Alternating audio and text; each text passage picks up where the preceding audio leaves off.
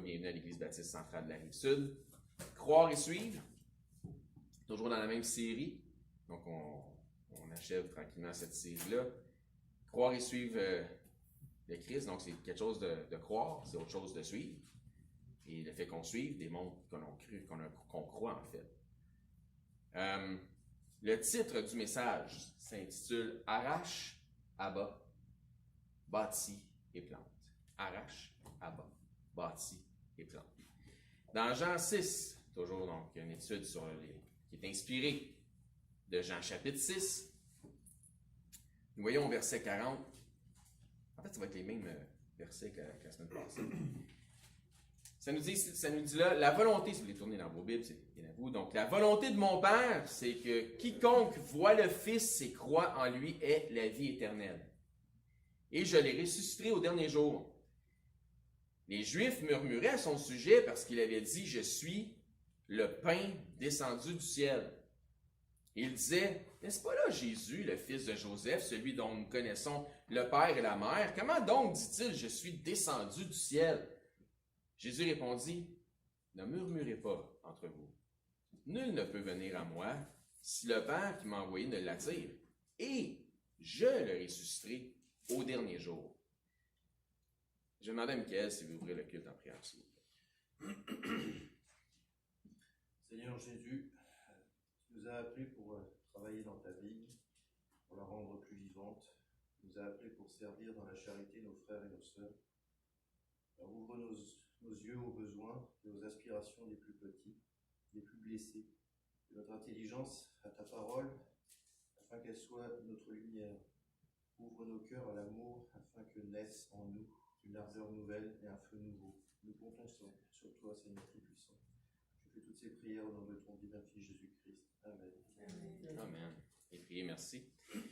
Donc, c'est les mêmes versets, comme j'ai dit, qu'on a utilisé la semaine passée. Donc, on va continuer à glaner un enseignement à partir de ces mêmes versets. Jésus parle de la résurrection. Il dit, je le ressusciterai au dernier jour. Il dit ça 2 fois. Donc, mais eux, ils continuent à mettre l'emphase sur quoi? Pas sur le fait qu'il va ressusciter les gens au dernier jour, mais sur l'histoire du pain. C'est là qu'on se rend compte qu'ils ont leur attention aux choses terrestres, donc physiques, temporelles, temporaires, plutôt qu'aux choses spirituelles et éternelles. Puisque Jésus essaie de les amener à comprendre, en fait, c'est les choses spirituelles. Mais eux, ils mettent l'emphase toujours sur le pain comme étant une nourriture physique. Tu vois à travers le chapitre 6 que vraiment Jésus essaie d'insister pour changer le sens de la conversation puis de les amener à comprendre les choses spirituelles des choses. Jésus leur dit dans Jean 6, 40, « La volonté de mon Père, c'est que quiconque voit le Fils et croit en lui ait la vie éternelle. Et je le ressusciterai au dernier jour. » Que leur dit clairement Jésus ici? Qu'est-ce qu'il leur dit? Il leur dit clairement qu'il est le Fils de Dieu. Il dit « Mon Père, donc je suis Fils de Dieu. » Non seulement ça, mais il leur dit que c'est lui-même qui ressuscitera ceux qui ont la vie éternelle au dernier jour. Qui donc peut ressusciter les morts, donner ou redonner la vie, ou encore, si vous préférez, ramener la vie à ceux qui sont physiquement morts? La réponse, c'est qu'il y a la toute-puissance. En fait, c'est celui qui est tout-puissant, donc celui qui a la toute-puissance de Dieu qui peut accomplir un tel prodige. Donc, les Juifs du moment se mettent à murmurer entre eux lorsqu'il leur dit ces choses-là. Mais ils ne murmurent pas sur le fait que Jésus vient de leur dire « c'est lui qui va ressusciter ceux qui ont la vie éternelle au dernier jour ». Non. Pourtant, il le dit même 2 fois pour être sûr qu'ils comprennent. Eux autres, ils ne se posent pas la question à savoir s'ils font partie de ceux qui ont la vie éternelle ou s'ils vont faire partie de la résurrection. Ils se posent la question à savoir comment ça que Jésus annonce que c'est lui qui va ressusciter les élus. Non, ils ne se posent pas cette question-là. Non, eux autres, ça n'a aucun intérêt, ces choses-là. Ils ne se posent pas de questions là-dessus parce que ça, c'est des choses qui sont spirituelles. Donc, ils n'ont pas leurs intérêts aux choses spirituelles. Voici sur quel sujet ils murmurent entre eux. Ils disent, dans Jean 6, 41, « Les Juifs murmuraient à son sujet parce qu'il avait dit, je suis le pain qui descend du ciel. » C'est ça que ça dit. Ça dit, les Juifs murmuraient à son sujet parce qu'il avait dit, je suis le pain qui descend du ciel. Donc, attends, là. Est-ce qu'il est en train de nous faire comprendre qu'il ne nous nourrira pas de vrai pain? C'est vraiment là-dessus qu'ils mettent l'emphase. Mais qu'est-ce qu'il veut dire par là, Jésus? Je suis le pain descendu du ciel. C'est ça qu'ils sont en train de se dire. C'est là-dessus qu'ils murmurent entre eux autres. Si vous vous souvenez, dans une des prédications précédentes, je vous ai dit que Jésus va devenir un presque rien pour eux. Ben voilà, là, on y arrive. Après la multiplication des pains, il l'appelle Rabbi. Ensuite, quand il pense qu'il va leur refaire le miracle des pains, mais encore mieux que la manne, voire même pour toujours, là, ils se mettent à l'appeler Seigneur. Mais quand au final, ils comprennent qu'il leur donnera rien, puis il ne fera pas de miracle pour leur remplir le ventre, ils passent de Rabbi à Seigneur à 6,42 dans Jean. Il disait, n'est-ce pas là Jésus, le fils de Joseph, celui dont nous connaissons le Père et la Mère? Comment donc, dit-il, je suis descendu du ciel? Donc, autrement dit, Rabbi à Seigneur à... Pour qui il se prend, lui? Il se prend pour qui? On connaît son père, on connaît sa mère. Non. Ouais. Celui qui guérissait leurs malades, qui nourrit la foule, devient subitement méprisable. On connaît Jésus, on connaît ton père, on connaît ta mère, etc., toute ta famille. Tu te prends pour qui, coudon, pour nous dire que tu descends du ciel? Jean 6, 43, Jésus leur répondit, ne murmurez pas entre vous. Nul ne peut venir à moi si le Père qui m'a envoyé ne l'attire et moi, Jésus, le ressusciterai au dernier jour. Ne murmurez pas entre vous, mais écoutez attentivement ce que je vous dis. Il semble qu'il y a une partie importante que vous n'avez pas saisie dans le message que je vous annonce. En murmurant entre vous, qu'est-ce que vous faites? Vous mettez l'emphase sur le fait que j'ai dit que je suis descendu du ciel. Et vous vous questionnez les uns les autres en murmurant, en raisonnant de vous autres, en vous disant, il ne descend pas du ciel, on connaît ses parents. Il n'est pas céleste, lui, voyons donc, il est terrestre. Aujourd'hui, la moquerie irait jusqu'à dire, tu te prends-tu pour un extraterrestre? Jésus dit, je vais donc vous répéter la chose la plus importante que je vous ai dit. Donc, il répète. Tout d'un coup, que vous étiez tellement occupé à murmurer que vous l'auriez manqué. Donc, Jean 6, 44, nul ne peut venir à moi si le Père, qui est dans le ciel, qui m'a envoyé du ciel où j'étais, ne l'attire et moi Jésus, le ressusciterai au dernier jour. Et ça, vous l'avez manqué. Parce que vous étiez trop occupés à murmurer entre vous autres, à vous accrocher dans des détails qui n'étaient pas si importants. Et malgré ça, vous ne devriez pas mettre l'emphase sur d'où je viens, mais c'est davantage sur le fait que je vous ai dit que j'ai le pouvoir de ressusciter les morts. Ceux qui croiront en moi, j'ai la puissance de pouvoir les ressusciter au dernier jour. Ceux qui croient en moi et non aux œuvres de la loi auront la vie éternelle. Vous avez manqué l'essentiel du message, parce que vous étiez trop occupés à murmurer entre vous autres. Jésus leur dit carrément qu'il est intemporel, si tu lis entre les lignes du message, qu'il est le Tout-Puissant. Il parle du dernier jour, de la résurrection par son pouvoir. Donc, comme je disais, si donc le croyant porte son attention sur le message, il en recevra les nutriments, mais si celui-ci s'accroche dans un détail, il s'empêchera possiblement d'en comprendre l'ensemble. L'homme ne se nourrira pas de pain seulement, je fais une parenthèse qui n'était pas dans mon message, mais de toute parole qui sort de la bouche de Dieu. D'accord avec ça? Puis, de toute parole qui sort de la bouche de Dieu, puis ça nous dit, quand vous priez, dites, donne-nous aujourd'hui notre pain de ce jour. Mais est-ce que c'est spirituel ou est-ce que c'est physique? C'est définitivement spirituel que Jésus veut dire. Et on mange à tous les jours. Donc, si on comprend le sens physique des choses, on va comprendre le sens spirituel des choses. On mange à tous les jours, des fois 3 fois par jour, puis des fois des petits snacks, des petites collations entre les repas. Est-ce qu'on fait la même chose spirituellement parlant? Est-ce qu'on se nourrit suffisamment de la parole de Dieu? C'est à vous de voir, vous savez, mais on mange, puis on mange chacun dans notre maison en particulier, puis celui qui va travailler, il s'amène son petit lunch, puis sa petite sandwich, puis il mange au travail.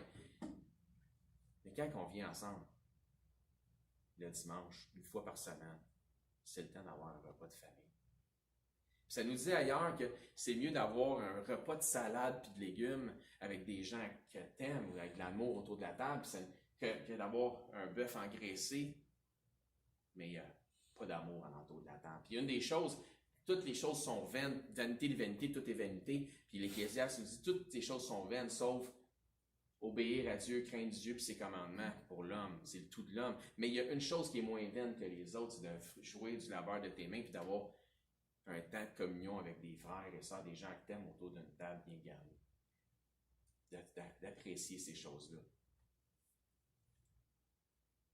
Donc, on vient ici une fois par semaine, à tous les dimanches, manger en famille. C'est mieux, comme je dis, d'avoir un repas de salade avec de l'amour qu'un veau bien engraissé, mais avec ce qu'il n'y a pas nécessairement d'amour. C'est pourquoi Jésus nous dit un commandement c'est un commandement, je ne dirais pas que c'est important, ça va au-delà de ça, c'est primordial. C'est de s'aimer les uns les autres, de se faire du bien les uns les autres, de se démontrer de l'amour les uns envers les autres. Est-ce que c'est à ça que tous vont reconnaître qu'on est ses disciples? Qui dit disciple, dit discipula, dit discipline. Donc, pour être un disciple, il faut être enseigné. Puis il faut suivre. Donc, croire, c'est bon. Mais suivre démontre que tu as cru. Croire et suivre le message de la série. Aimez-vous les uns les autres. À ceci, tous vont reconnaître que vous êtes mes disciples. Et comment s'aimer les uns les autres si on ne vient pas une fois de temps en temps manger les uns ensemble avec les autres? Être en entour de la même table avec cet amour, que ce soit des légumes ou un bœuf engraissé. Donc, peut-être que ce qu'on mange ne fait pas tout le temps notre affaire, mais est-ce qu'il y a de l'amour? Spirituellement, je parle. Donc, c'est ma parenthèse qui n'était pas nécessairement dans le message. Si au final, le croyant retourne chez lui en murmurant contre le messager du Seigneur ou contre le message qui a été apporté parce qu'il s'est accroché dans un détail qui ne faisait pas son affaire, qui croyez-vous qui sera pénalisé? Le Seigneur? Le messager? Ou le croyant lui-même? Je pense que la réponse est claire. Regardons un passage que vous devriez bien connaître, qui est dans Jacques, au chapitre 1.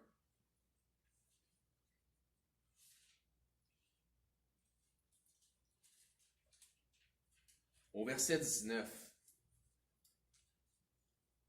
ça dit « Sachez-le, mes frères bien-aimés ». Donc, il parle à des gens qui sont sauvés. « Ainsi que tout homme soit prompt à écouter. » Pas lent à écouter. Prompt à écouter. Mais lent à parler. Puis encore mieux que ça, lent à se mettre en colère. Frustre-toi pas. Si tu es lent à écouter, tu risques de faire comme ceux que Jésus enseignait. Tu risques de rester accroché dans un détail parce que tu es lent à écouter. Fait que Jésus a fallu qu'il répète. Puis ça ne sera même pas l'essentiel du message dans ce sur quoi tu vas t'accrocher. Verset 20. Pourquoi? Car la colère de l'homme, c'est celui qui s'accroche dans un détail, donc qui a son focus sur les mauvaises choses, n'accomplit pas la justice de Dieu. C'est pourquoi, rejetant toute souillure et tout excès de malice, le méchant, la frustration, recevez avec douceur, et non pas avec murmure, avec douceur la parole qui a été plantée en vous et qui peut sauver vos âmes. Donc, qu'est-ce qui nous a amenés? Ça nous dit qu'on est sauvé par l'Évangile. Parce qu'on est sauvé, parce que la foi vient de ce qu'on entend vient de la parole de Christ ou de l'Évangile de Christ. Donc, on est sauvé par l'Évangile. La parole qu'on a reçue, qui est l'Évangile, c'est ce qu'un enseignant fait ici, c'est qu'il nous l'apporte et nous en explique le sens. Il nous partage ça, c'est ça, la nourriture spirituelle qu'on a besoin. Dans l'Épître aux Romains, une autre parenthèse, ce n'était pas dans mon message, mais l'Épître aux Romains est probablement l'une des épîtres les plus intello. Il s'adresse tellement à une assemblée mature en Christ quand il parle aux Romains, comparé à d'autres épîtres, Paul. Donc, il y avait des Juifs là-dedans, il y avait des gens des nations, des gens qui connaissaient l'ensemble des choses concernant le sacerdoce, ces choses-là, mais qui avaient compris que les Juifs qui ont cru en Christ et ceux des nations qui ont cru en Christ ne faisaient qu'un seul corps ensemble et un seul peuple. Mais il leur dit ceci, et il s'adressait à des gens vraiment matures en Christ dans Romains. Il leur dit, j'ai le désir, moi, Paul, d'aller vers vous à Rome, pour vous, l'Église de Rome, vous annoncer l'Évangile. Est-ce qu'il y avait besoin de leur annoncer l'Évangile pour les amener au salut? Non. il manifeste que j'ai besoin de venir vous enseigner l'Évangile que vous avez reçu. La même chose que ça dit ici. C'est pourquoi, rejetant toute souillure et tout excès de malice, recevez avec douceur la parole qui a été plantée en vous. La parole qui a été plantée en vous vous a amené au salut. Maintenant, vous allez entendre la prédication de cette parole-là. Il y a des choses qui ne font pas votre affaire. Mais soyez lents à parler, prompts à écouter. Surtout lents à vous mettre en colère. Parce que vous risquez de vous accrocher dans des détails qui ne seront pas partie de l'essentiel du message. Ce que Jacques nous exhorte à faire ici, c'est de ne pas avoir une réaction négative à la prédication de la parole de Dieu, en sautant un plomb, à se calmer, parce que c'est certain, voire même normal, que parfois la prédication de la parole ne fasse pas notre affaire. Il y a de la salade qu'on mange, puis tu as tenté de manger d'autres choses. Y a-t-il de l'amour autour de la table? C'est ça qui est important. Ça peut parfois nous atteindre et nous toucher à des cordes sensibles, puis c'est normal. Ça serait pas le contraire ne serait pas normal. C'est normal que ça nous affecte quand la prédication de la parole de Dieu. La maturité du chrétien, un peu comme les gens de Rome, étant des gens matures en Christ, la maturité du chrétien devrait faire en sorte que celui-ci qui devrait ne pas être fascinant, donc le chrétien mature ne devrait pas être facilement offensable, qu'il ou elle ne l'associera pas à un conflit de personnalité avec le prêcheur. Ah, c'est parce que le prêcheur, tu sais. Non. C'est un frère en Christ. Tu as le droit de ne pas être d'accord avec un sujet de prédication ou d'une perspective du prêcheur, mais avant de faire ce qu'on appelle du preacher bashing, frapper sur le prêcheur, tirer sur le messager, prends donc le temps d'aller lui en parler. C'est un frère en Christ. Ça, c'est agir avec de la maturité chrétienne. Pas retourner chez vous puis murmurer. Non. Allez prendre le temps de discuter avec ton frère en Christ. Oui, ça, c'est de la maturité chrétienne. En autant que ce soit fait dans un esprit de charité, pas de contention. C'est arrivé à quelques reprises que des personnes sont venues me voir pensant que j'ignorais tel ou tel détail biblique. Se rendre compte après discussion avec moi que je connaissais très bien le sujet. C'est juste que ma perspective était différente de la leur. Tu sais, des fois, tu as une discussion avec quelqu'un sur un sujet, puis tu te rends compte que sa perspective, puis là, tu te dis « Ah, j'avais jamais vu ça comme ça, ou ça a du sens, ou j'avais jamais pensé à ça de même. » Ben oui. On peut discuter. Ça nous dit ailleurs dans les Écritures que comme l'esprit d'un homme en excite un autre, le fer aiguise le fer. Donc, on peut partager ensemble, puis finalement dire « Ah, j'aime ta perspective », ou « Ah, mais ta perspective est bonne, c'est quoi? Ben, je la respecte. » Mais ça s'arrête là, s'aimer quand même. Ma méthode d'enseignement comprend très peu de théologie. Pourquoi? Parce que je constate que moins tu utilises la théologie, moins tu enseignes à partir d'études toutes faites d'avance. Parce que c'est ça de la théologie. La théologie, c'est l'étude de la science du divin ou de ce qui est religieux. Puis donc, c'est des études toutes faites d'avance. En général, quand on parle de théologie, on fait référence à des études déjà toutes élaborées. Donc, pourquoi? Parce que j'ai constaté que moins tu utilises de théologie, moins tu enseignes à partir d'études toutes faites d'avance, moins tu risques de tomber dans des interprétations particulières faites par des hommes, donc dans l'hommerie. Ça oblige quoi dans ce temps-là? Qu'est-ce que ça fait? Ça oblige à retourner à la base, à faire un enseignement tel que proposent les Écritures. Donc, c'est une bonne nouvelle. Ça oblige à enseigner par la prédication en exposant les Écritures et en donnant le sens tel qu'est le modèle des Écritures. Ça oblige à demeurer dans la simplicité de Christ, donc la simplicité de la parole de Dieu, et non pas dans la complexité, mais dans la simplicité, comme j'ai prêché la semaine passée, qu'il y en a qui se détournaient de la simplicité de Christ. Donc, ça force à faire tes propres études, au lieu de prendre l'étude toute faite de quelqu'un d'autre. N'allez surtout pas penser que j'ignore les études complexes qu'offrent les théologies, les termes savants là, dans tout ce que la chrétienté, etc. Au contraire, je les connais en masse. Mais je les éprouve, et lorsque je les compare à la simplicité des Écritures, trop souvent, je me rends compte que ce sont des études qui sont biaisées. Trop souvent, les exposés théologiques partent d'idées qui sont déjà préconçues. C'est comme si, puis je vais vous donner un exemple, vous allez tous comprendre, c'est comme si vous écoutiez une étude théologique ou vous étiez en train de lire une étude théologique qui commence en expliquant comme suit. Nous savons que l'apôtre Pierre fut le premier pape. Non. Je ne suis pas au courant. Peux-tu commencer ton étude à partir de la base, s'il vous plaît? Pourquoi Pierre? Pourquoi un pape? C'est quoi un pape? À quoi ça sert un pape? Non, mais tout le monde sait que Pierre, c'est le premier pape. Donc, je n'ai pas besoin de te faire une... Je vais partir mon étude à partir de « on sait que ». Non. Non. Voyez-vous comment ça oblige de partir à la base, sinon ça peut être biaisé. Si je pars à une étude en disant « on sait que », tout le monde sait que Pierre, c'est le premier pape, on s'entend-tu que le reste de l'étude va être complètement biaisé? Ça va être comment? Tu pars avec une idée préconçue. Donc, comme je viens de dire, je viens de donner un exemple que vous devriez tous être en même de comprendre. On part une étude en prenant pour acquis que tout le monde sait que. Donc, tout le monde sait que. Ben non, donc ça veut dire que c'est biaisé. Maintenant, mettez-vous à ma place. Savez-vous qu'il y a un nombre inouï d'études et de doctrines qui sont enseignées dans des églises qui partagent à la base une foi comme similaire à la nôtre? Je ne juge pas ça. Chacun des prêcheurs a ses comptes à rendre, font ses choses. Mais plusieurs églises qui ont une foi comme la nôtre enseignent des choses, des études déjà toutes faites, théologiques, qui sont complètement biaisées. Ne croyez pas que... Je pense que vous devriez croire que c'est dans mon devoir, si je prends ma tâche au sérieux, de m'assurer d'évaluer ces études à la lumière de la simplicité des Écritures. D'accord? Si par exemple, par une certaine théologie, il est généralement enseigné que selon certaines périodes de temps, dans l'ère de l'humanité, les hommes obtenaient la justification, c'est-à-dire le salut, de manière différente. Exemple, par la conscience. Là, les gens étaient sauvés par la conscience. Donc, si leur conscience était peu, ils étaient sauvés. Après ça, plus tard dans le temps, par le sacrifice des animaux. S'il avait sacrifié un animal, ben là, il était sauvé. Après ça, il est venu la loi. Fait que s'il obéissait tout à la loi, ben là, il était sauvé par la loi. Quand de tous les âges, quand tu regardes les Écritures, ça nous révèle la réalité des choses, que l'homme a été sauvé de tout temps par la grâce de Dieu, par le moyen de la foi. Tu dis, mais c'est une étude qui est biaisée. Donc, tu ne peux pas aller bien loin de ce genre d'étude-là.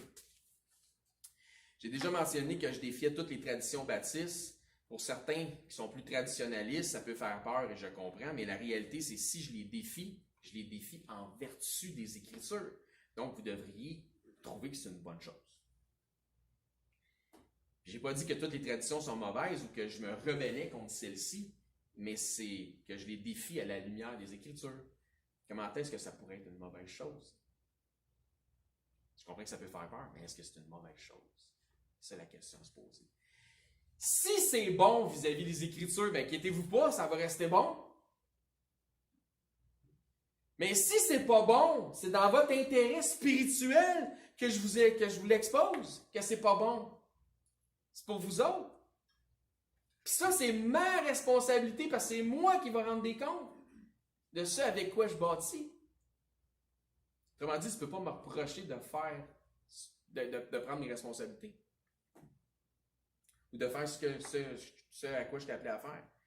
Donc, vous m'avez entendu dire que de tous les livres d'enseignement biblique, je préfère les 66 livres du canon, la Sainte Bible. Comment est-ce que ça peut être un mauvais énoncé? Y a-t-il 66 meilleurs livres que les 66 livres du canon? Je veux dire, la Sainte Bible, au niveau pour enseigner les Écritures, est-ce qu'il y a un meilleur livre que les Écritures? Tout le reste, c'est du petit change. Puis ça, c'est de l'or. Donc, ne croyez surtout pas que je ne lis rien d'autre, parce qu'il y en a qui pensent que je lis absolument rien d'autre. Et, vous vous trompez. Mais tel que mentionné, j'ai peine à trouver des études qui ne sont pas biaisées. Donc, s'il y a un document qui a 150 pages, mais qui est rendu à page 30, ça fait déjà 20 pages que je me rends compte que l'étude est complètement biaisée, pensez-vous qu'elle serait d'une grande utilité de continuer jusqu'à la fin de la 150e page? Quand le Seigneur nous dit « racheter le temps », j'étais en train de perdre mon temps, regardez ça. C'est complètement biaisé. On sait que Pierre, c'est le premier pape. Je pense que là, il y a 150 pages, rendu à la page 30, je pense que je n'ai assez eu là. J'écoute énormément des heures et des heures de prédication. Je fais beaucoup de lectures, je regarde des enseignements divers, certains pour des perspectives, d'autres pour d'autres perspectives. pour ceux qui sont pour, ceux qui sont contre, ceux qui sont neutres, etc. Puis je fais beaucoup de recherches, puis de méditation, d'analyse de textes bibliques, etc. avant de vous emmener des messages. Ce que certains pensent que j'ignore théologiquement, dites bien qu'il y a de fortes chances que je le sache. Non pas que je sache tout, j'ignore encore beaucoup plus de choses que j'en suis conscient que je vais probablement, que j'en sais probablement. J'en ignore plus que j'en sais. Mais gloire à Dieu, car les qualifications pour un ancien qui enseigne ne proposent pas qu'il sache tout sur tout, mais qu'il soit apte à enseigner, et comme ça nous dit dans 1 Timothée 1,19. Donc voici pourquoi je vous disais tout ça. Ça nous dit dans 1 Timothée 1,19 d'être attaché à la vraie parole telle qu'elle va être enseignée dans le futur. Non, je vous lis qu'est-ce qui est écrit.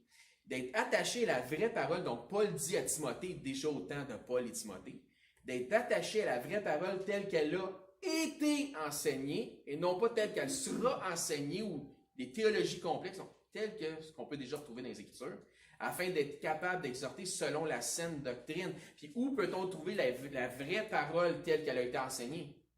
C'est quoi la source de référence? La Bible, tu penses? Oui, tu es d'accord, je suis d'accord avec toi. Où sont les enseignements de la vraie parole selon une saine doctrine? Où est-ce qu'on les trouve?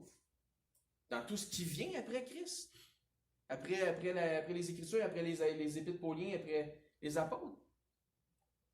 Peut-être. Je ne sais pas quand. Il y en a sûrement que c'est bon. Quand ça dit dans les Écritures, éprouvez tout, retenez ce qui est bon. Mais quand c'est biaisé. Donc, où c'est qu'on trouve les enseignements de la vraie parole selon une saine doctrine dans la théologie sophistiquée des hommes, ou est-ce que c'est pas plutôt déjà intégré dans la parole de Dieu, ces choses-là? Jean 6, 43, Jésus leur dit, ou leur répondit, pardon, ne murmurez pas entre vous. Philippiens 2, 12.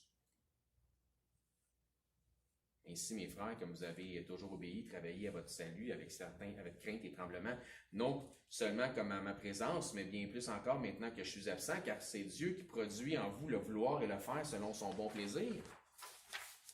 Faites toutes choses sans murmure, ni hésitation.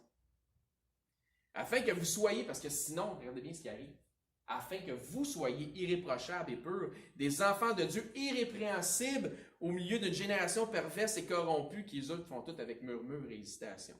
Parmi laquelle vous brillez comme des flambeaux dans le monde.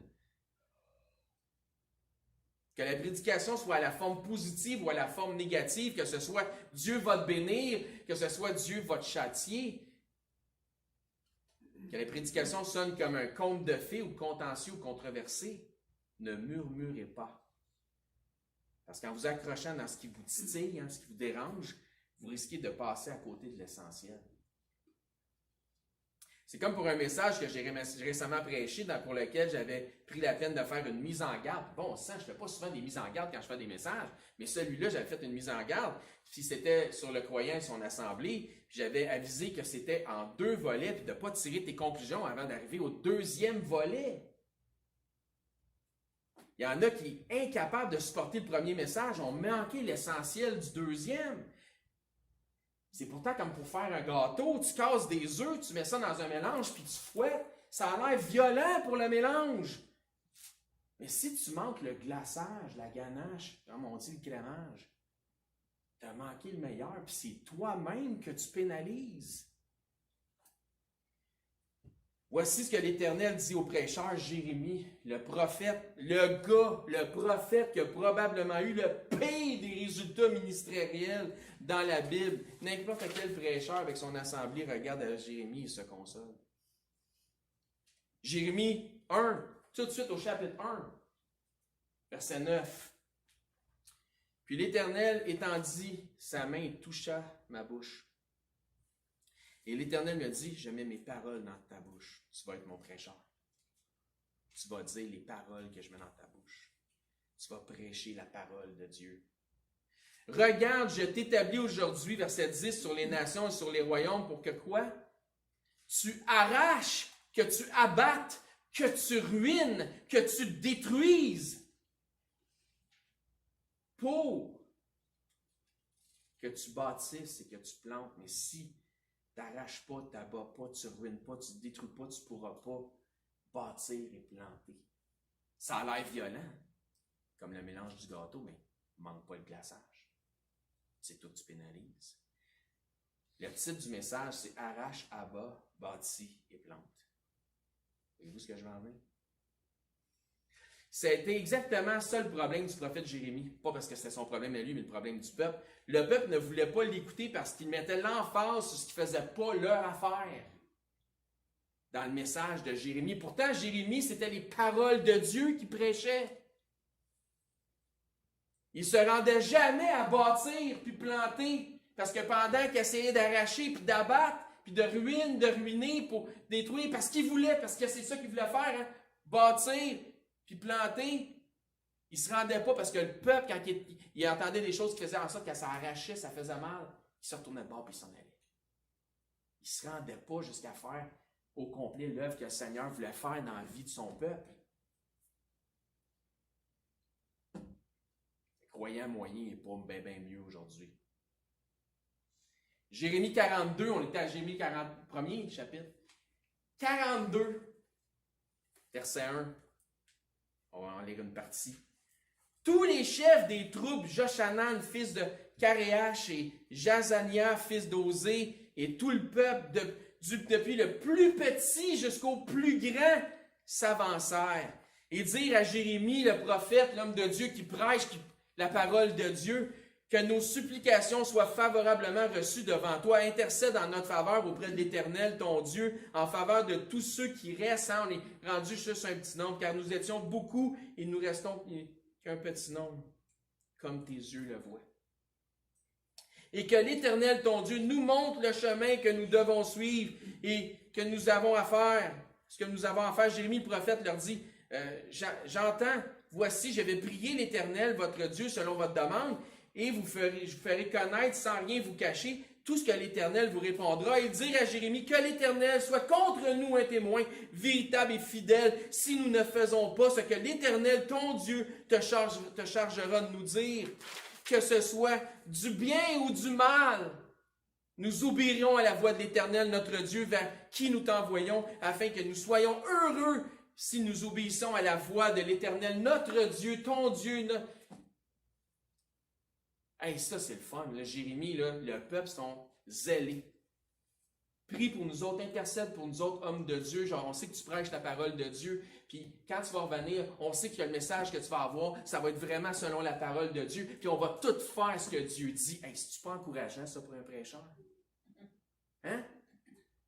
Wow, j'ai un peuple qui est vraiment prêt à obéir au Seigneur. C'est encourageant. 10 jours après, hein, Dieu aurait pu répondre instantanément, mais Dieu a pris son temps. 10 jours après, la parole de l'Éternel fut adressée à Jérémie, et Jérémie appela Joshanan, fils de Karéach, et tous les chefs des troupes qui étaient avec lui, et tout le peuple, depuis le plus petit jusqu'au plus grand. Tu as toute la même gang que tantôt, qui ont dit, on va tout faire ce que Dieu nous dit de faire.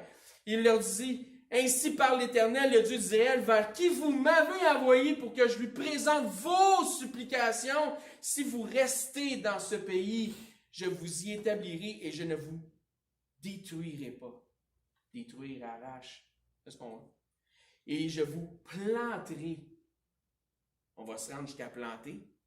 Je ne vous arracherai pas, car je me repens du mal que je vous ai fait. Verset 19. Reste de Juda, l'Éternel vous dit, n'allez pas en Égypte. Sachez que je vous le défends aujourd'hui. C'est un commandement. Ça continue au chapitre 43, verset 1. Lorsque Jérémie a achevé de dire à tout le peuple toutes les paroles de l'Éternel leur Dieu, hein, la parole de Dieu, toutes ces paroles que l'Éternel leur Dieu l'avait chargé de leur dire, le message. Hein?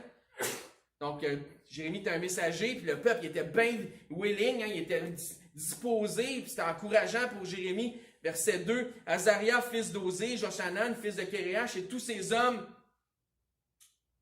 orgueilleux, dire à Jérémie, tu dis un mensonge! L'Éternel, notre Dieu, ne t'a point chargé de nous dire, n'allez pas en Égypte pour y demeurer. Verset 7, ils allèrent en pays d'Égypte, car ils n'obéirent pas à la voix de l'Éternel.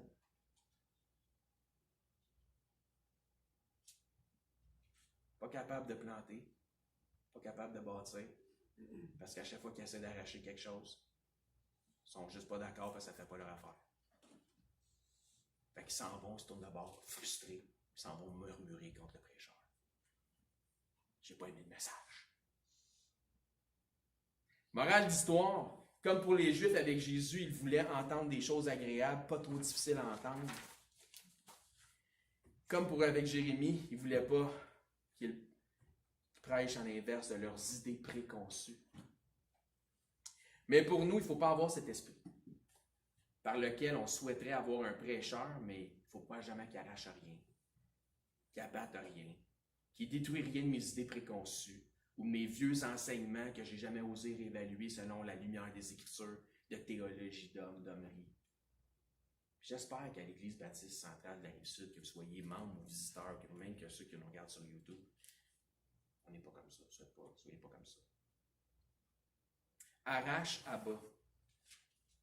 En conclusion, est-ce que vous êtes volontaire de laisser Dieu, votre Dieu, celui que vous appelez votre Dieu, vous émonder afin que celui-ci puisse accomplir son travail en vous?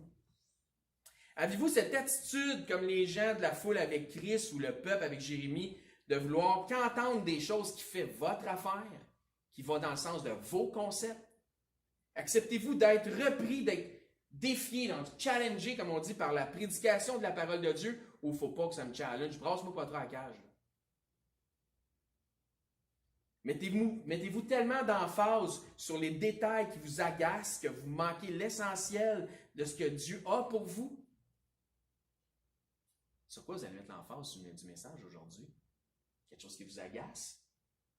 Sur l'essentiel de ce que le Seigneur avait pour vous.